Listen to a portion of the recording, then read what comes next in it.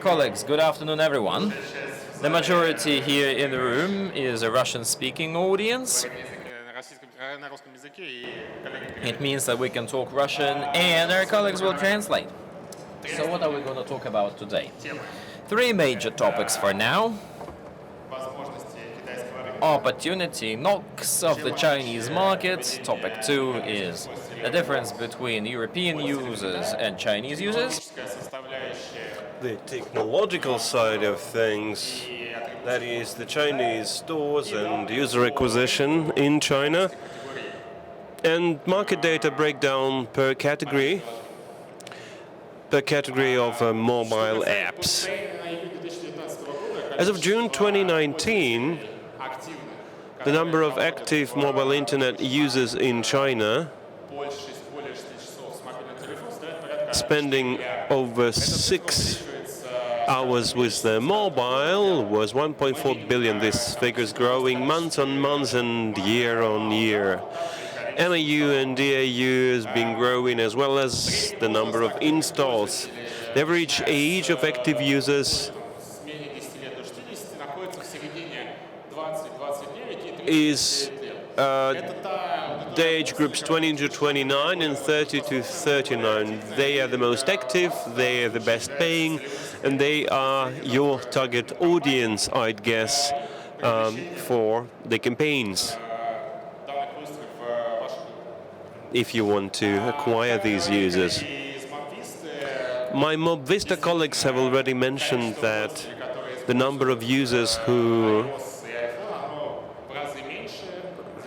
are on iOS and iPhone platforms are several times smaller than the Android users, and this has been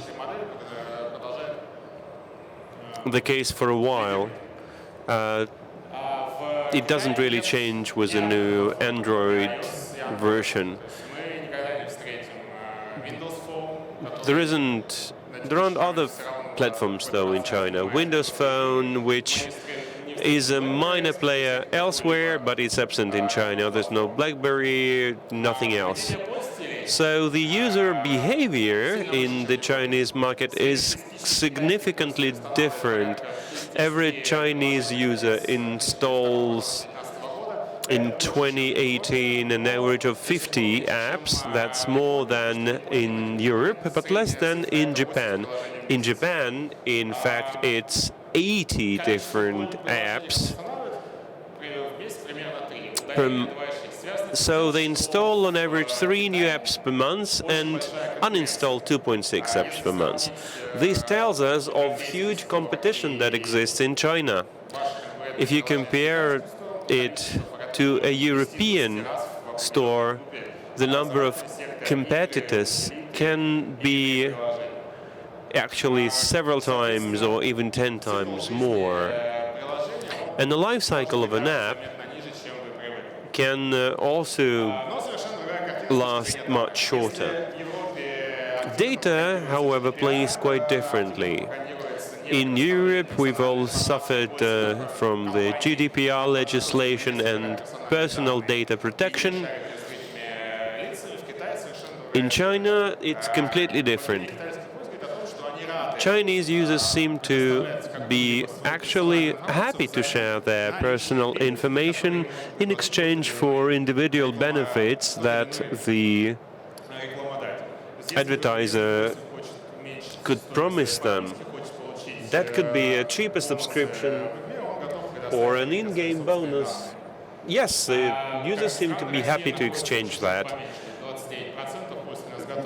Russia ranks a little lower on this graph, but it's quite close. But we also have agencies that prevent such data sharing. Well, China absolutely tops the list, with most users willing to share their personal data. Play Store, Google's Play Store, is not available in China. So Google services aren't available either. Therefore, there are hundreds of Android stores which are as good as Play Store, I should say. Therefore, because user attribution for Android comes from a number of different Play Stores, then the overall concept is different. The IMEA address is what you use in China to identify them as unique, because there is no data from Google Play. But in order to obtain this data, the user will have to confirm or allow the use of this unique identifier. By the end of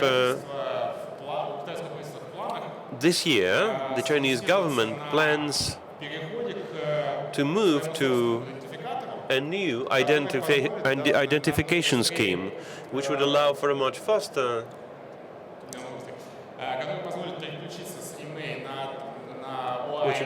to switch from one ID to a different one, which is now going to be labeled OAID, an anonymous ID similar to Google ID, and then all the players will have to adopt this identificator as well. In terms of installs, there are three different concepts. The classic, where you go via a special store and then you learn that this user came from that store. This works for iOS, but doesn't work for Google Play because it's not there. For Android, there are two different options. First, if the install comes from your cloud, and the user will have to download a file from your cloud, but your APQ can be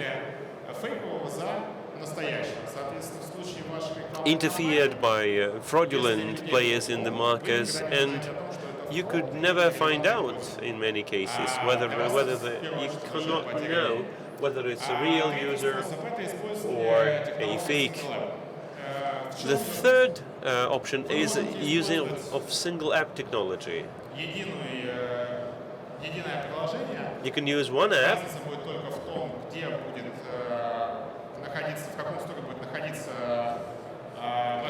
and the difference between which will collect the information onto a single dashboard. So the app will know that 100 installs came from Xiaomi store and 20,000 came from a different store, but all this data will be collected within one app. Duplication will be removed, APK fraud will be outlawed, so you will have a one-window approach where all your users will end up, no matter which channel they traveled by. APKs in China are very frequently hijacked, simply because it's easy to do.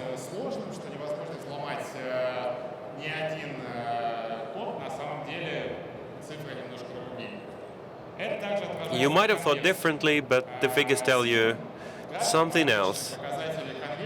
The blue here is conversion for companies that use single app and prevent APK hijacking. If you use your own APK on different stores, that's your orange line. The difference is quite dramatic, as you can see. The apps that you're familiar with globally are not the ones that are the most popular in China. They have their own medias, sources, publishers, and big players. Facebook is not there, Instagram is not there. They have social media with very active audience, and they historically have been more appealing to local users. We use with as many as we can. You know TikTok, which is quite active in Russia, of course. In terms of infrastructure, you know about the Great Chinese Firewall, because the state regulates the content both coming in and coming out. And legal content will be available. Anything that's questionable can be blocked. Blocked by the respective state agency. In order to do attribution in the Chinese market and manage your products from a different location, you have to do a certification. We did that, and we now can create tracking links that can be used by your company to do this. Certification reduces delay time, allows us to locally identify the users, and opens the Chinese market to our customers. You go to a store via one of these links, you leave the media and you go on to the store.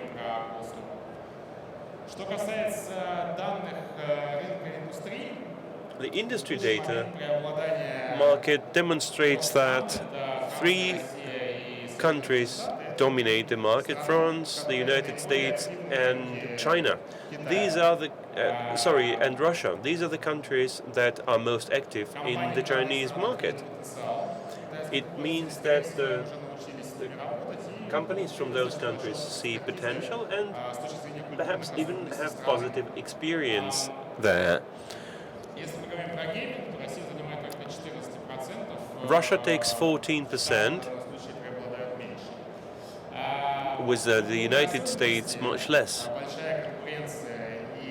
So cultural differences, challenges with market entrance and competition all influence retention rate in China. By day 30,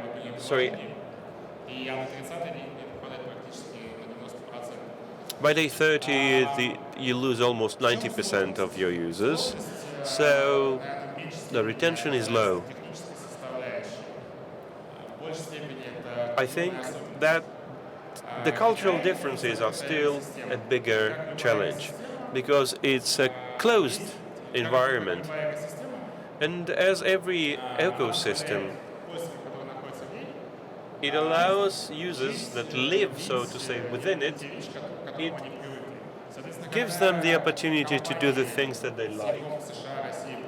And when a company from a different market comes to the Chinese market and they try to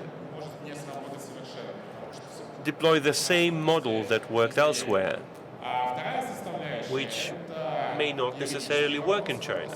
Second element is legal issues, localization, access to technology, access to partners, what my colleagues from Vista have already mentioned.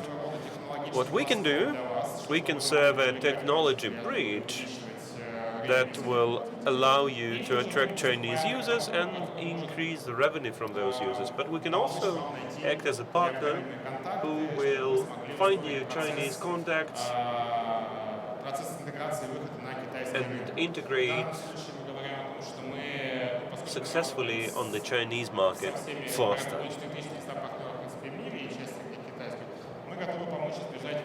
Given the numbers of partners we've worked with, we'll be happy to alleviate the risks in finding diligent, reliable partners as subcontractors, and therefore, by cutting out these risks, save you money as well in your rollout in China.